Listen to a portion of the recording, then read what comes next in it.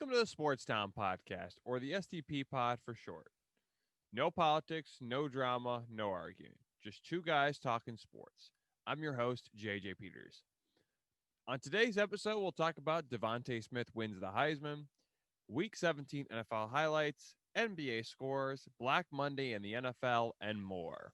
But first, we have a poll question, and you can vote on Instagram and Facebook at Sportstown Pod or Sportstown_podcast, or on Twitter at Sportstown Pod.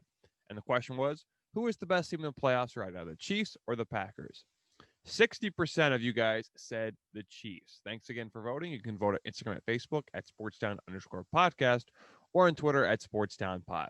Now let's get a sports update. Eagles quarterback Carson Wentz and tight end Zach Ertz could be gone after this season. Wentz is not happy after getting benched in favor of rookie quarterback Jalen Hurts. According to multiple reports, Wentz has been working with GM Howie Roseman on a trade that was in the former number 2 overall pick out of Philly. The North Dakota State product had an MVP season in 2017 before getting injured and having backup quarterback Nick Foles lead the Eagles to a Super Bowl. Since then, Wentz has never been the same. If the Eagles trade Wentz, they'll be $33.5 million, or it'll be $33.5 million in dead money. Teammate and one of the best tight ends in Eagles franchise history could also be gone. Ertz was very emotional during his press conference and said Philly is the greatest city in the world.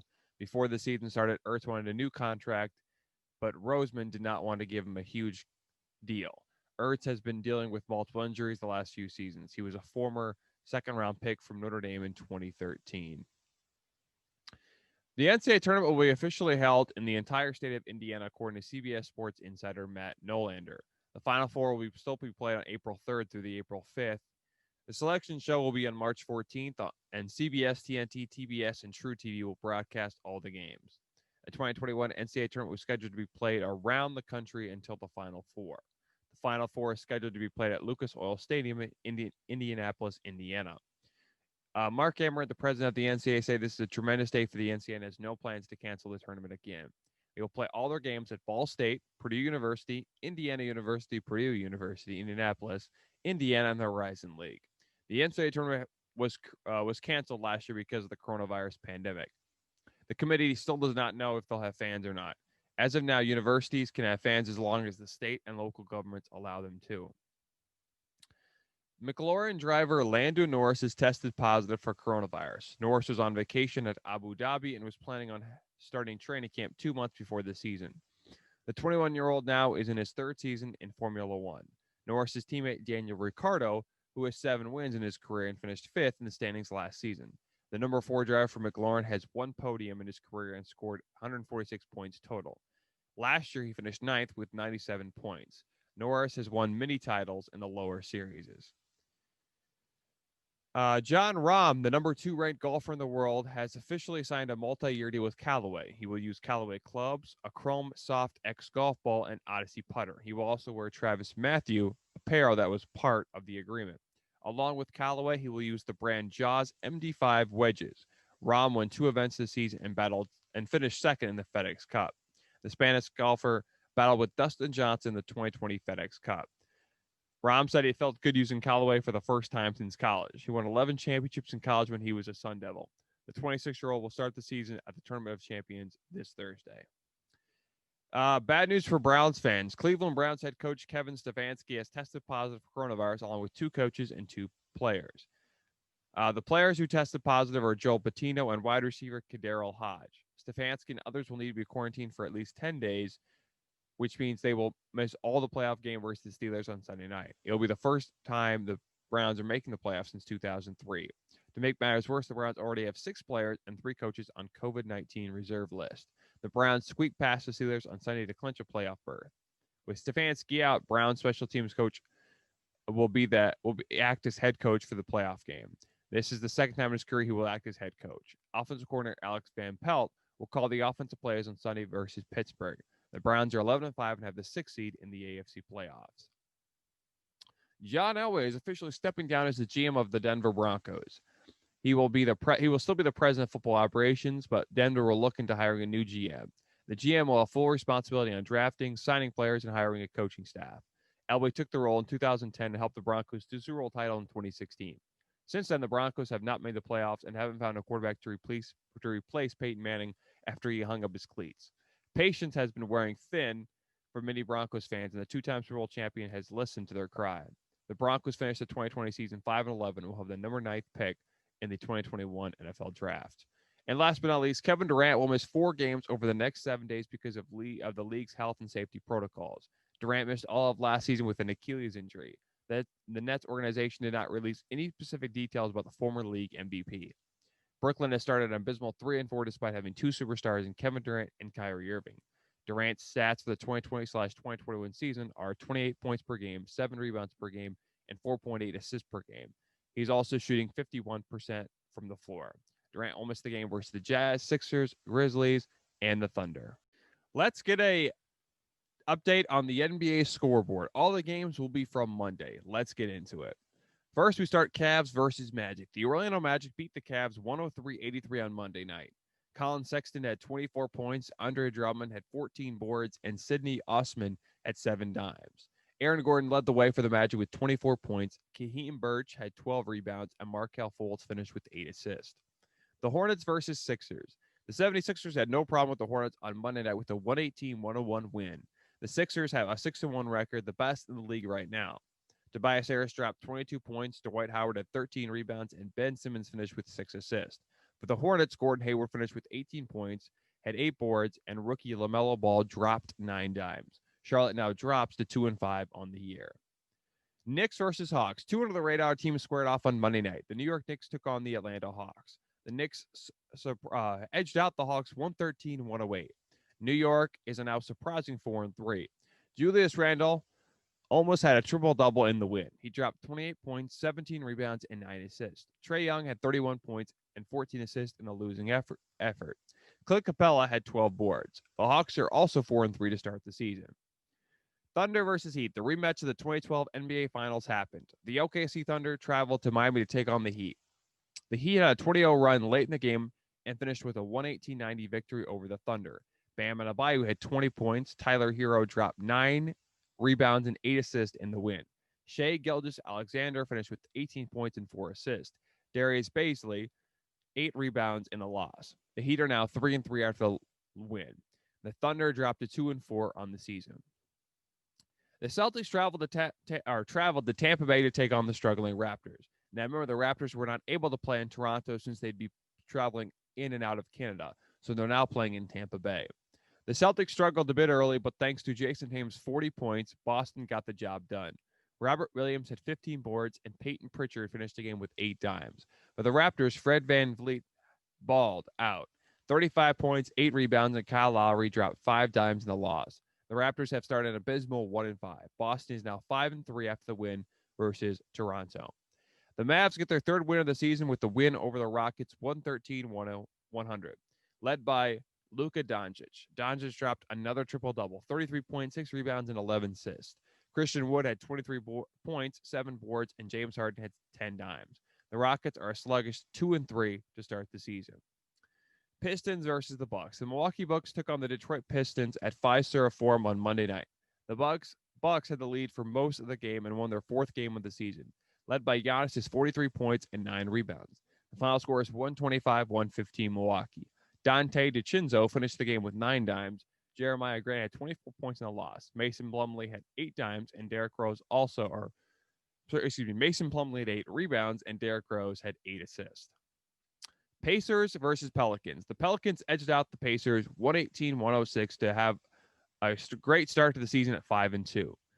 The Pacers, led by Victor Oladipo, had 25 points. Dante Sabonis had 11 points, and Malcolm Brogdon had 11 dimes. Brandon Ingram had 31 points and 8 assists. Eric Bledsoe finished with 11 rebounds. Last but not least, the Kings versus the Warriors. The Golden State Warriors had no problem with the Kings on Monday night. Steph Curry almost had a triple-double in the win. The Warriors topped the Kings 137-106. Steph Curry led all the major stat categories for the Warriors with 30 points, 9 rebounds, and 8 assists. Harrison Barnes had 18 points and 9 rebounds, a former Golden State Warrior. And De'Aaron Fox finished with 7 assists. Well, it's that time of year again, Black Monday in the NFL. There were a plethora of coaches that got fired this season, and there could even be more after the month is over. I will tell you all the coaches that were fired and who could be their replacements. Earlier in the season, the Texans fired Bill O'Brien. Then the Falcons fired Dan Quinn a few weeks later. After Thanksgiving, the Detroit Lions let Matt Patricia go after 2.5 seasons. And then on Monday, the Jets fired Adam Gase. Actually, they fired him on Sunday night. And on Monday, the Jaguars fired Doug Marrone, and the Chargers fired Anthony Lynn despite having a winning record and winning his last 3 straight games. But first, we say who the replacements for the Texans would be after showing Bill O'Brien the door earlier on the season. They also had to find a GM who Bill O'Brien was serving as the GM as well. Well, the first option should be Eric Bieniemy, the offense coordinator for the Chiefs. He's done an excellent job with Patrick Mahomes, and he helped him win a Super Bowl. And right now, Mahomes is the best quarterback, mostly because of what Eric Bieniemy was able to do. So I would say the first option would be Bieniemy. After that, I could see Joe Brady being the coach because they've already interviewed him. Joe Brady's the offense coordinator for Carolina. Their season didn't go so well, but I could imagine Joe Brady right now. He's the hot commodity. And then Jim Caldwell. I understand Jim Caldwell's been out of football since 2018. He was the head coach of the Lions, did very well, but was fired after having a winning season, which didn't really make any sense. And he was a consultant for either the quarterbacks or offensive coordinator in Miami for a few months until he basically had to leave because of health concerns. But I would imagine he'd be a solid coach. Yes, he's been out of football for a while, but he's done an excellent job with the Colts and the Lions. He won 2 Super Bowls as an offensive coordinator. He led the Colts to the Super Bowl, and it's just his first year. He just had one bad year, and that was when they didn't have Peyton Manning, so that was understandable. So I think he'd be a nice option. But I would say Eric Bieniemy, Joe Brady, or Jim Caldwell were the best options for the Texans. Replacements for Dan Quinn. Now, Dan Quinn looked very good his first 2 seasons, but after choking the Super Bowl loss to the Patriots, it seemed like they couldn't get out of the way, and they kept on blowing more and more leads, and they just were never the same. They went to the playoffs the next year, but ended up losing to the Eagles, and then they didn't go back, haven't gone back since. So I would say the replacements for Dan Quinn, of course, would be Eric Bieniemy because I think offensive-minded should be where the Falcons are looking at. Arthur Smith, the offensive coordinator for Tennessee, not a lot of people are talking about him, but earlier in the season, he was the hot commodity. Of course, Joe Brady could be the option, I would say. But I would probably say Arthur Smith. Nathaniel Hackett, the offensive coordinator for Green Bay, could be in the options. The offensive coordinator for the Colts. If they wanted to go defensive minded, I would probably say Robert Saleh or Don Martindale, but I think either Eric Bieniemy, Joe Brady, or actually I'm going to say either Eric Bieniemy, Nathaniel Hackett, or Arthur Smith for the Falcons. Replacements for Matt Patricia. It seems like the Ford family, who basically calls the shots, they want to get a defensive-minded coach, but I don't think it's a good idea. I think offensive-minded is the better option. They did interview Joe Brady, but they're also looking into interviewing Robert Saleh and Don Martindale. So it seems like those two are going to be the coach. Joe Brady's another guy. I mean, if the Lions can interview Eric Bieniemy, I would do that. And I sound like a broken record, but Eric Bieniemy, I think, is the best assistant out there. Why not just bring him in? I thought he was more deserving of a job than Joe Judge was last year. I mean, imagine if the Chiefs had Eric Bieniemy, not Joe Judge. But anyways, I think they're going to either hire Robert Saleh or Don Martindale. The Jets fired Adam Gase on Sunday night after 2 losing seasons. Who do they hire? Well, the first question is, do they want to keep Sam Darnold? And if they do, I would imagine they get the best coach to maximize his talents. And of course, drafting Devonta Smith would be the perfect option. So I'm going to say either Eric Bieniemy, which I'm not sure he wants to take the Jets job, but I think you look into him. There's been rumors that Jason Garrett has been getting interviewed by certain teams. They could go out and look for Anthony Lynn, who was just fired by the Chargers, but he's not offensive minded. So if you want to go offensive minded, I would say, of course, Eric Bieniemy, Joe Brady, Greg Roman could be another radar guy if you wanted to draft Justin Fields. And Greg Roman has had that history working with dual threat quarterbacks in Lamar Jackson and Tyrod Taylor and Colin Kaepernick.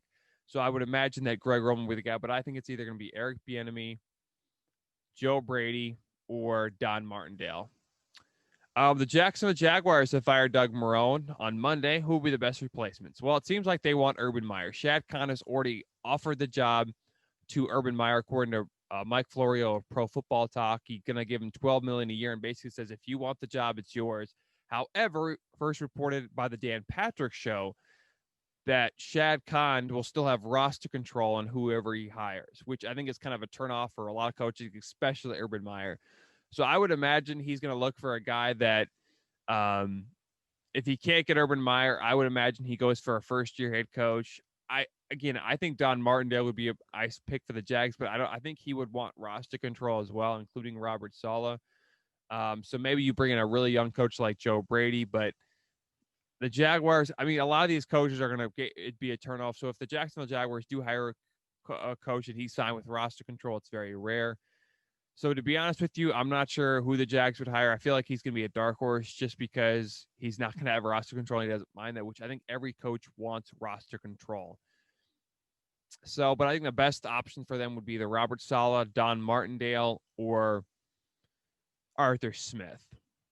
And last but not least, the LA Chargers have fired Anthony Lynn. They need to help Justin Herbert. Justin Herbert is likely the offensive rookie of the year. Had a great season with the Chargers in his rookie year. He looked like the real deal. So I would imagine Arthur Smith of the Tennessee Titans would be the first pick. Eric Bieniemy, but I don't think Eric Bieniemy is going to be available because the Chiefs aren't going to allow their division rival to interview him. Joe Brady. I don't think defensive minded is. If they want to look into defensive minded coach, I think of course it'd be Robert Saleh, Don Martindale. But I would imagine that, I mean, even Urban Meyer, I mean, imagine if he took the job. I think he wouldn't mind it because he's got Justin Herbert in a very good offense. But I would imagine that the best options for them would be Eric Bieniemy, Joe Brady, or Arthur Smith. But I feel like Arthur Smith or Joe Brady is going to get it just because the Chargers aren't going to be allowed to interview Eric Bieniemy. Week 17 highlights. It's hard to imagine we're already into the playoffs. Let's take a look at all the games that happened on Sunday with playoff implications. And best of all, there were no cancellations this year. There were postponements, but we got through the whole season. The NFL is the only league as of now to get through a season without having to cancel or having to shut down the season. Let's start off in Cleveland first. The Cleveland Browns were trying to punch their ticket to the playoffs for the first time since 2003. With the win over the Steelers, Pittsburgh had already clinched the AFC North and had most of their second strings playing. Mason Rudolph got the start for the Steelers as the starting quarterback. The Browns took an early 7-0 lead thanks to a 47-yard rushing touchdown from Nick Chubb. However, the Steelers kept hanging around. Not much happened for the rest of the first half as Cleveland and Pittsburgh would both get late field goals. The Browns had a 10-6 lead at half. Baker Mayfield in the third quarter would find Austin Hooper and Jarvis Landry to go up 24-9. The AFC champs would come back, but missed the two-point conversion to fall to the Browns 24-22. Baker Mayfield was 17-27 for 196 yards and one touchdown. Nick Chubb rushed for 108 yards and one TD. Rashard Higgins had 2 receptions for 56 yards. For the Steelers, Mason Rudolph was 22 of 29 for 315 yards, 2 touchdowns, and 1 interception. James Conner rushed for 37 yards, and Chase Claypool had 5 catches, 101 yards, and 1 TD. Bucks versus Falcons. The Tampa Bay Buccaneers hosted their rival, the Atlanta Falcons. The Buccaneers were hoping to get their 11th win of the season and officially clinch the 5th seed in the NFC. Tom Brady balled out on Sunday and helped Tampa reach the playoffs for the first time since 2007. Brady threw not 1, not 2, not 3, but 4 TD passes in a blowout 44-27 win over Atlanta. Atlanta did try to make a comeback, but it wasn't good enough. Tampa outscored Atlanta in the fourth quarter 21-7. With the win, the Buccaneers finished the season at 11-5 and the Falcons at 4-12. Atlanta will now have the number 4th pick in the upcoming draft, which will be held in Cleveland, Ohio. The Bucs will travel to take on the NFC East champs, the Washington football teams. Brady was 26 of 41 for 399 yards, 4 TDs, and 1 interception. Ronald Jones rushed for 78 yards and 1 TD. Antonio Brown had one of his best games as a Buccaneer with 138 yards and 2 TDs. Could this be Matt Ryan's final game in a Falcon uniform? Well, he threw for 265 yards, 2 TDs, and was 29 of 44. Brian Hill had 94 yards on the ground, and Russell Gage had 9 receptions for 91 yards. He also added 1 receiving touchdown. Now we go to Cincy. The 10-5 Baltimore Ravens were looking to clinch a playoff berth with a win over the Cincinnati Bengals. Baltimore had won 4 straight at this point. They won their last 2, or the Bengals, however, won their last 2 games, upset over the Steelers and Texans. But the NFC North champions from last year dominated the Bengals for a 3rd consecutive trip to the postseason. The Ravens won 38-3 as Lamar Jackson became the first NFL quarterback to rush for over 1,000 yards in 2 seasons, and he did it in back-to-back seasons. He continues to prove the doubters wrong. The Ravens took an early 17-3 lead at half and did not look back. They ended up winning the game 38-3. Lamar Jackson threw for 113 yards, 10 of 18 passes, 3 TDs, and 1 interception. J.K. Dobbins had 13 carries for 160 yards and 2 TDs. Miles Boykin had 1 reception for 43 yards. Brandon Allen was 6 of 21 for 48 yards and 2 picks. Trevion Williams rushed for 74 yards and 4 carries, and Keithan Carter had 1 catch for 21 yards. Now we go to Buffalo. A showdown took place in the AFC East on Sunday. The Dolphins were just one game away from clinching a playoff berth. Buffalo had already clinched the AFC East and had nothing to really play for. However, they still played their stars in the first half, and they didn't miss a beat. The AFC East champs steamrolled the Dolphins by winning 56-26 as Josh Allen threw for 224 yards and 8 of 25 passes, 3 TDs, and 1 interception. Despite Allen throwing an interception in the first drive, Buffalo had a 28-6 lead in the first half. Buffalo's defense forced Miami turnovers as Tua Tagovailoa threw 3 interceptions. Tua might not be the future for the Dolphins as they desperately needed their closer, Ryan Fitzpatrick. He was out because of COVID-19. The Dolphins do have the number 3 overall pick in the upcoming draft and have a big question to make about quarterback. Antonio Williams rushed for 63 yards on the ground and 2 TDs. For Miami's Salvon Ahmed, he rushed for 29 yards on 6 carries and added 1 TD. Devontae Parker had 7 receptions for 116 yards. Now we go to Soldier Field in Chicago. The Green Bay Packers were looking to clinch the top overall spot in the NFC with the win over the Bears. The Bears needed a win or a Cardinals loss. The Bears took an early 7-0 lead as David Montgomery had a rushing touchdown. Rodgers would tie the game with a TD pass in the next drive to Robert Tonyan.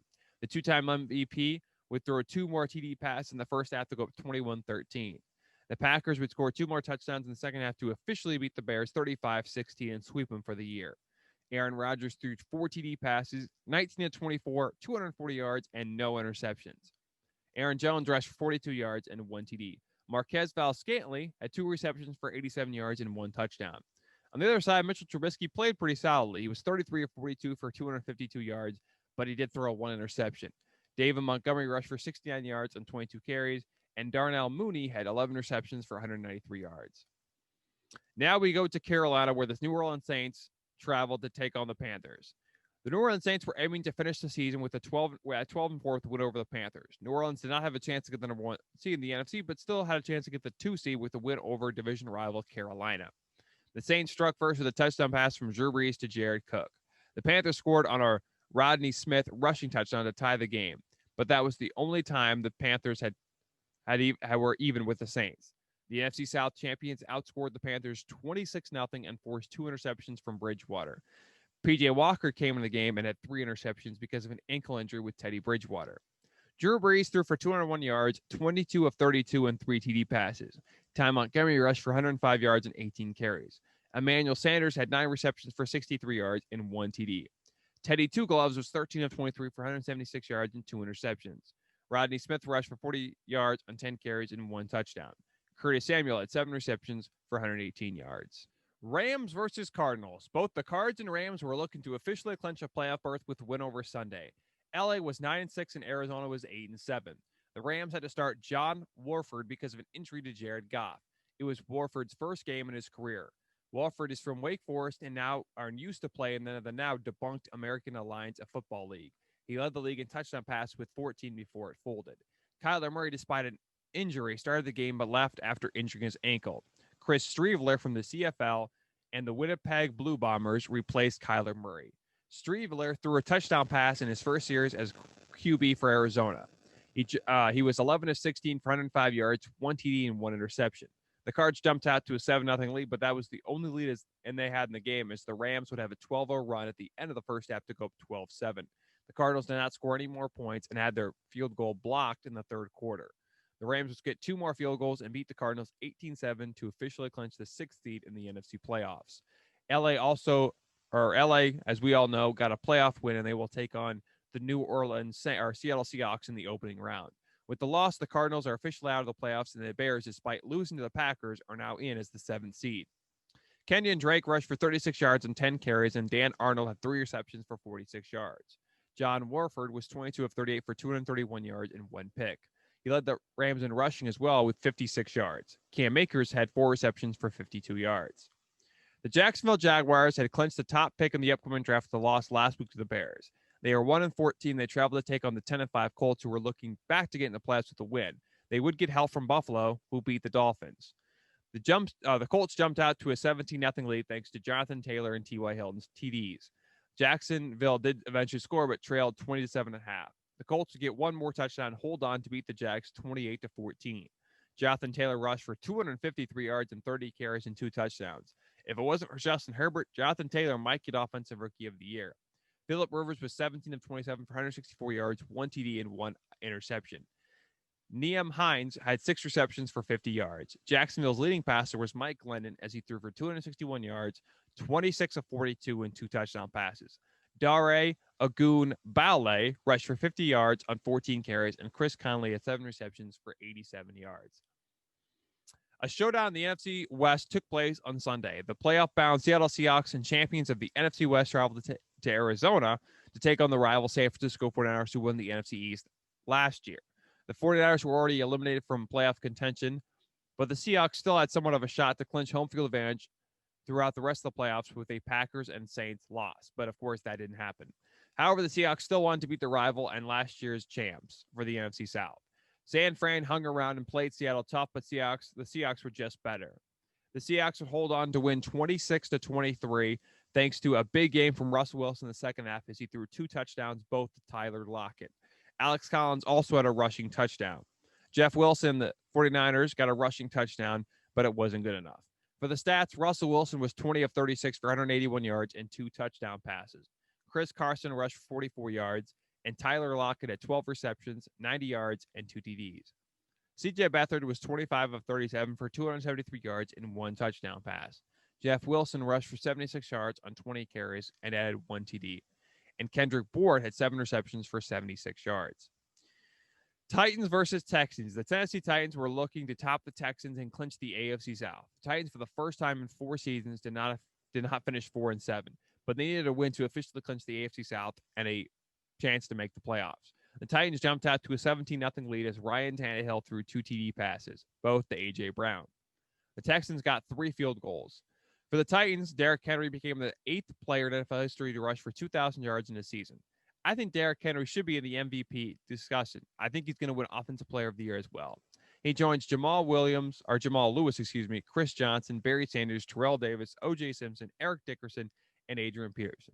5 of those 7 players I recently mentioned are just Hall of Famers. Tennessee would get 3 more touchdowns and a game-winning field goal by Sam Sloman to beat the Texans 41-38 in the final seconds, as Ryan Tannehill found A.J. Brown streaking down the field wide open, even though the Texans outscored the Titans 31-24 in the second half. Ryan Tannehill threw for 216 yards, 18 of 27, and 1 TD pass. Derrick Henry rushed for 250 yards on 34 carries and 2 touchdowns. It's now Derrick Henry 2K. A.J. Brown had 10 receptions for 151 yards and 1 TD.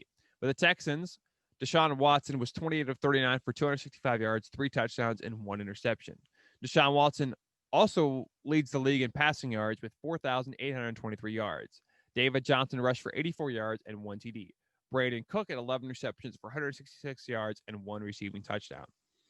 And last but not least, Washington versus Philly. The battle for the NFC East took place on Sunday Night Football on NBC. Both teams had a losing record, but the WFT had a chance officially to clinch a playoff berth with a win over the Eagles. If they lost, the New York Giants, who beat the Cowboys on Sunday, would officially clinch the NFC East at 6-10. If that happened, the Giants would have the worst record to ever play in a full 16-game schedule to make the playoffs. But that would not be the case. Washington would get the job done with a 20-14 win over the rival Philly. Even though Washington did not play great, they jumped out to a 10-0 lead. The Eagles answered right back in the second quarter with 2 Jalen Hurts rushing touchdowns to go up 14-10.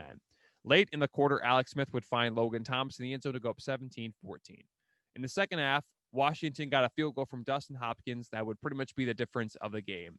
Both teams pretty much just punted the whole second half. And both teams turned the ball over and seemed like nobody wanted to win. The big topic of the game, however, was not the Washington football team winning. It was the Philadelphia Eagles benching Jalen Hurts in favor of Nate Sudfeld. Hurts had a pretty solid game, and nobody, including broadcasters Chris Collinsworth and Al Michaels, understood what Doug Peterson was doing. Washington stopped Philly in the closing seconds to seal their win. Washington 20, Philadelphia 14. Alex Smith was 22 of 32 for 162 yards, 2 TD passes, and 2 interceptions. Antonio Gibson had 75 yards on the ground. Cam Sims had 5 receptions for 53 yards. Jalen Hurts was 7 of 20 for 72 yards and 1 INT. Boston Scott rushed for 65 yards on 15 carries. Devonta Smith has won the 2020 Heisman Memorial Trophy. He is the first receiver to win the award since Desmond Howard in 1991. Devonta Smith also won the AP Player of the Year, Fred Bilenchikoff Award, SEC Offensive Player of the Year, and now the Heisman. Smith is a senior and will likely be a top pick in this year's draft.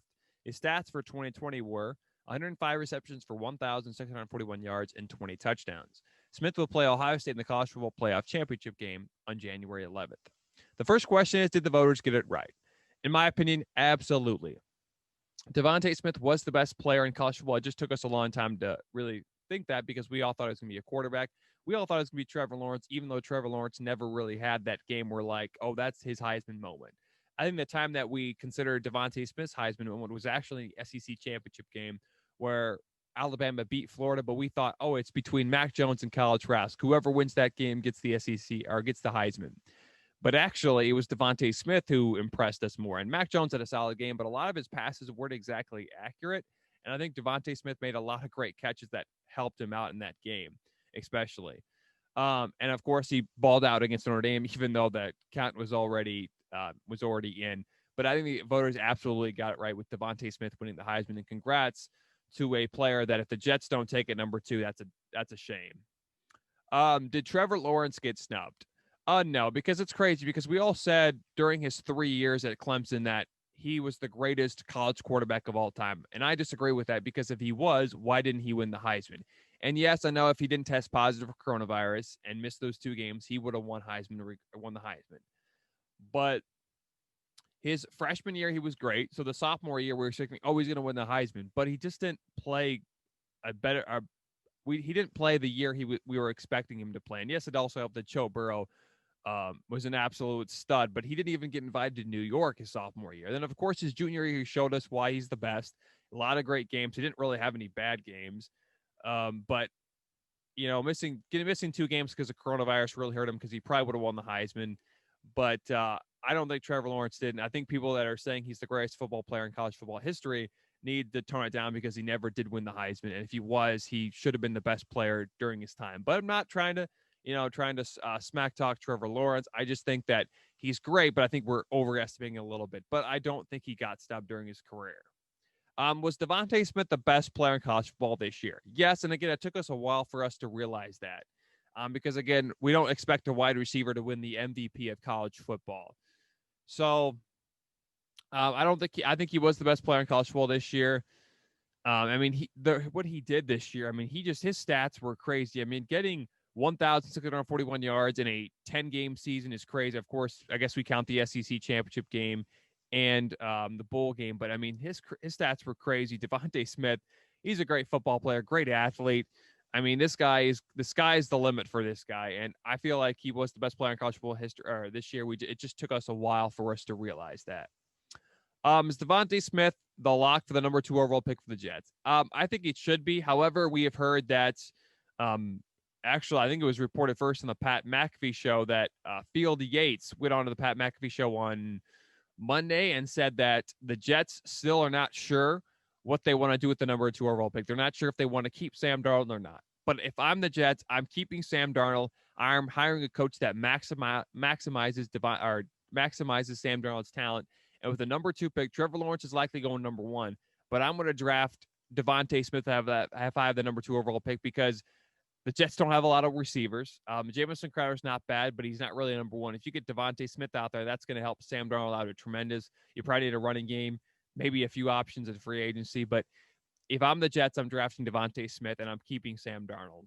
I'm assuming the Jets will end up picking up Sam Darnold's player option and then drafting Devonta Smith with the number 2 overall pick. If not, I could see a team like the Bengals or the Eagles drafting him at 5 or 6. I mean, even the Falcons, I guess, if they want to get rid of Julio Jones. The Dolphins have the 3rd pick too, and they need a wide receiver if they are sold on Tua. Will Alabama beat Ohio State in the college football playoff championship? I think they will. Alabama's the better team. Alabama's probably the best team. I mean, they've been the best team for a long time now.